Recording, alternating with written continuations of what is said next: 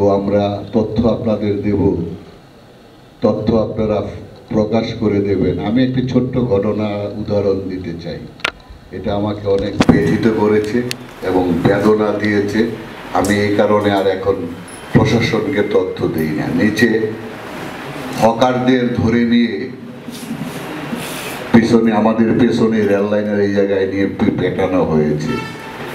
যখন এখানে হকারদের জটলা হয়েছে, তারা মারমুখী হয়ে উঠেছে, ঠিক তখনই আমি ওখানে নিচের থেকে দাঁড়িয়েই আমি এসপি সাহেবকে ফোন দিলাম, বললাম যে এই ঘটনা,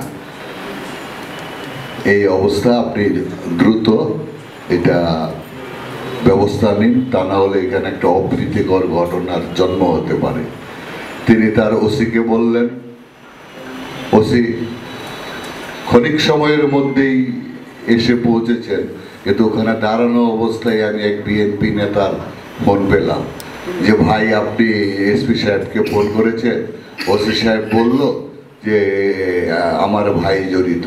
এই যে বিষয়টা, যে আমাকে এখানে কিন্তু সরাসরি কালার করা হলো।